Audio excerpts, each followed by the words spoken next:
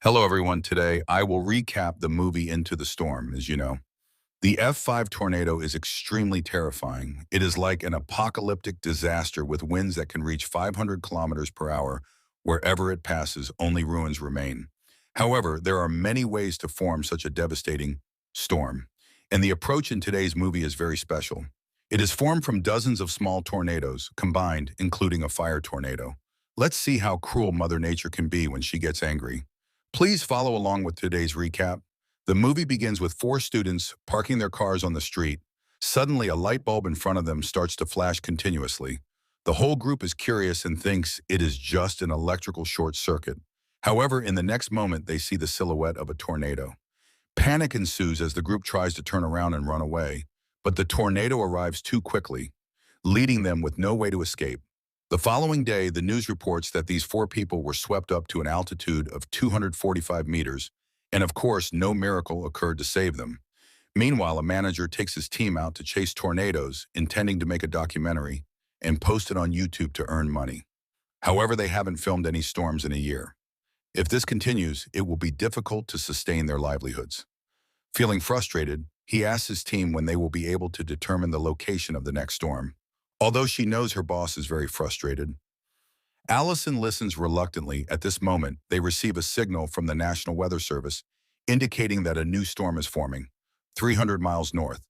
Meanwhile, Lil Donnie is in his room making a video titled 25 Years Later. His father, Gary Fuller, is the vice principal of Silvertone School. He is so busy with work that he doesn't have much time for his two sons, which leaves the older son feeling very unhappy nearby. Two young men are filming to become YouTubers, specializing in exploration and adventure topics. One of the group was driving an off-road vehicle, and the rest of the group burned kerosene on the lake after their challenge. The vehicle crashes into the lake, and they are excitedly shouting, believing that this video will eventually reach 1 million views. However, the homeowner comes out and kicks them all off her property for daring to destroy her swimming pool. Meanwhile, Pete, a storm chaser, introduces his armored car. It is equipped with cameras around the body, bulletproof windows, and 4 meters M thick steel, allowing it to withstand terrible conditions, where wind speeds of 275 kilometers per hour cannot defeat this monster. Notably, it also has a fortress on the roof equipped with a camera to film the eye of the storm, something that only God could see. Gary's two sons are responsible for filming the graduation ceremony. Today, at this moment, they witness the girl of Donnie like being forced by her teacher to redo her graduation project because her file was damaged. Donnie promises to help her complete the project, SA, which moves Caitlin. The only unfortunate part is that Trey has to shoulder the responsibility at school alone when filming a construction worker. The worker said, "You guys try to study hard and get good grades. Otherwise, you'll have to stay here digging the ground to make a living." This made the workers in the back very surprised. Then Trey went to interview an old man sitting with a dog. Trey asked, "What would you say to 25 years from now?" The old man replies, "Oh, I hope I live to see that." After carefully checking the camera angles, Trey finds himself handling all three cameras alone, which makes Gary, their father, worry. Meanwhile, Donnie continues to work hard to help Kaylin. On the other hand, the female lead Allison is so busy chasing storms that she misses her daughter's birthday party, which hurts her shortly after, as she predicted a large hailstorm hits their town. Confirming that a storm is indeed forming, they immediately head toward the area where the black clouds are rolling in, hoping to see a tornado develop from there. Just as they anticipated, a tornado drops from the sky and touches down, forming a pillar. It sweeps away trees and everything else in its path. At the same time, the graduation ceremony for the Silverton students is taking place, and the storm arrives at this location with rain and strong winds blowing away tables and chairs nearby. A few young people were also present, taking advantage of this opportunity to become famous team leader. Pete was driving to follow the storm. He ran forward to block the tornado and then used specialized equipment to secure the car to the road. This time they hoped to film the eye of the storm, something no one had ever dared to do before. Their motivation was partly their passion and partly the money they would earn from the video. They could only close their eyes and wait for the tornado to sweep by. However, this tornado only approached their car and then veered off in another direction. At that moment, the whole group did not understand why the storm had suddenly disappeared. They could only close their eyes and wait for the tornado to sweep by. However, this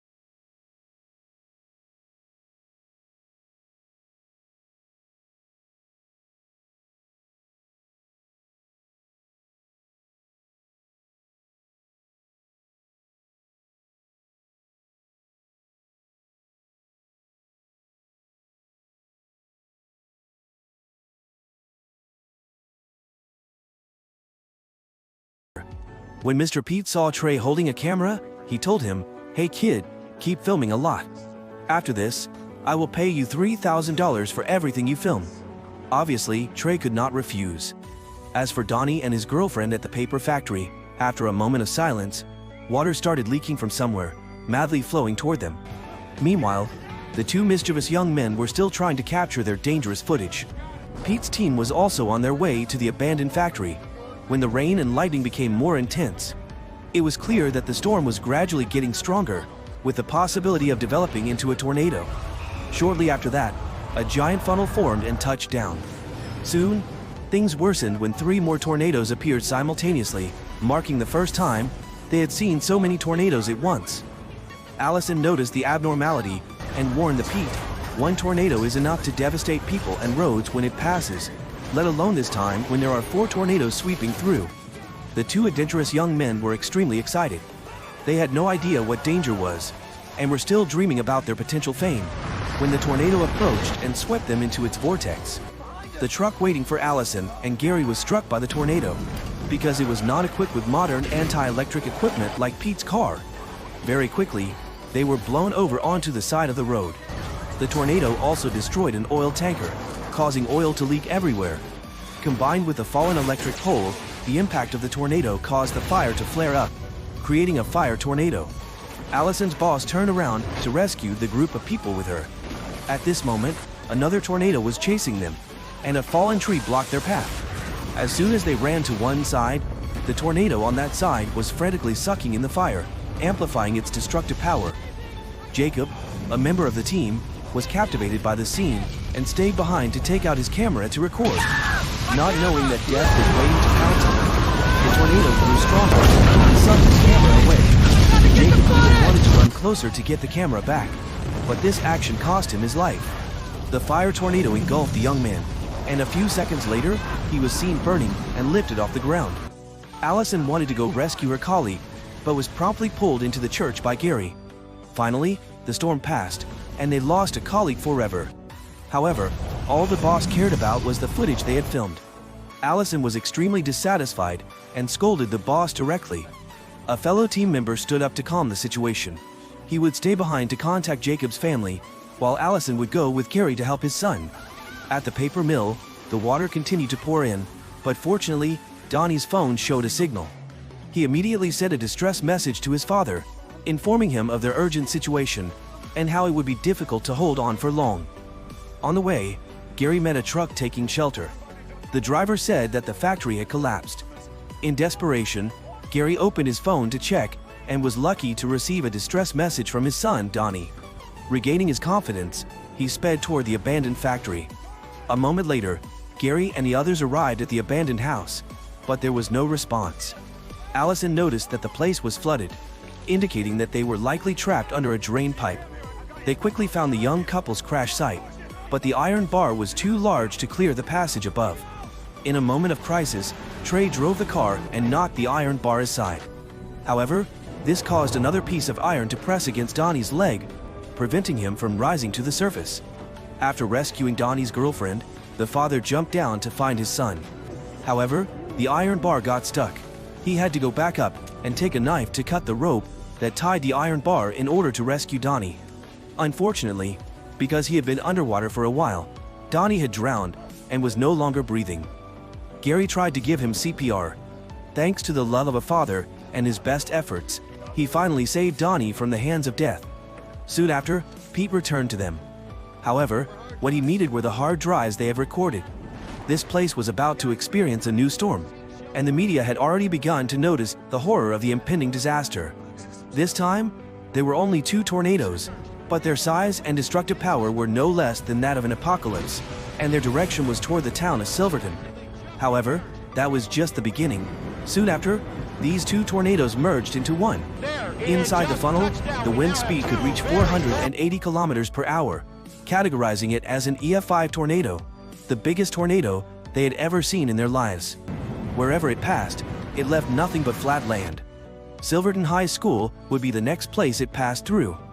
Vice Principal Gary immediately remembered that the alarm device was broken, meaning the students at the school would not know about the impending danger. He had no choice but to return to the school to evacuate the students immediately. Initially, the principal did not agree, but after hearing Allison's professional explanation, he was completely convinced. The students were immediately put on buses, and they left as quickly as possible. The storm was closely following them, and less than a few minutes after the convoy departed, the F5 tornado destroyed their school. After running for a while, a high-voltage power pole fell across the road. In this emergency situation, they had no choice but to turn around and take another route. However, the storm moved too quickly, forcing them to find a safe place to hide. Donnie chose a nearby sewer because it was a spot where he often hid to film videos in his spare time. Unfortunately, the entrance was blocked by a large iron grate. They could only use a crowbar to pry open the sewer cover and get in. Immediately after that, a car was blown away by the wind and crashed into the bus. Luckily, everyone managed to get inside safely before the giant tornado could sweep everything away. The next second, the storm brought large planes from the local airport, along with grains of sand before the terrible storm. Suddenly, a truck was sucked into the air by the storm. After somersaulting in the air, it fell right into the sewer, severely damaging the iron grate and causing the iron cover on top to pop off. Realizing that if the storm passed by them, there would definitely be no survivors, Pete volunteered to drive outside to block the iron gate. He handed the tape to Allison and told her that if anything happened to him, she should finish it for him. Above them, the tornado was very close. Pete was hit by a flying object but still tried to get into the car. Below, the suction was so strong that a man was blown away, and Allison was also thrown away from everyone. At the moment of danger, Titus managed to stop the iron grate in time, saving the female lead from certain doom. Pete started the device to secure the car to the ground, but the wind speed had now exceeded 500 kilometers per hour. They had to use a winch to hook it to the truck at the other end of the culvert, hoping that the storm would pass soon. Pete had been waiting for this moment all his life. He climbed up the observation tower, tightened his seat belt, and began filming, feeling the Grim Reaper approaching him. At the moment, Titus's car promptly blocked the iron net, saving the female lead from death. But Mr. Pete announced that they were now in the eye of the storm. Soon, the terrifying feeling would return, but this time, the tornado was many times stronger than before. Pete's armored car was constantly being thrown up and down. Finally, it couldn't withstand the force any longer and was blown into the air. The wind was so strong that it caused the people inside the sewer to fall over. Gary was sucked up through the manhole, but tried his best to hold on and refused to let go. Pete sat inside the Titus, which was being lifted by the tornado.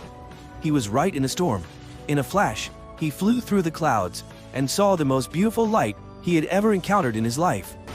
The next second, reality pulled him back. The Titus was nosediving without brakes and falling freely. A few seconds later, the armored car crashed straight down to the ground. Finally, the storm dissipated, and everyone in the sewer was lucky to escape.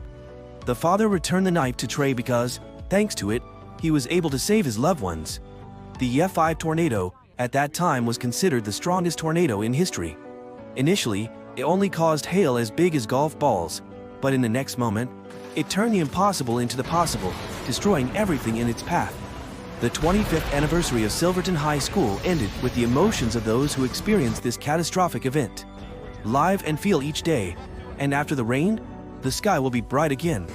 No matter how difficult it is, you must move on. Allison also completed the documentary, fulfilling Mr. Pete's last wish. At the end of the film, the two fearless young men are still alive, having been blown up to the treetops by the wind, and they remembered to film it to post on YouTube. The film ends here, although we know that the sun and rain are part of nature. Humans cannot control everything, but we can protect the environment and resources to help mitigate natural disasters. Thank you very much for your support that has allowed the channel to develop to this point. If you found it interesting, please give me a like and leave a comment about this film. Especially, please subscribe to the channel to follow my latest film summaries. See you again, my dear friends.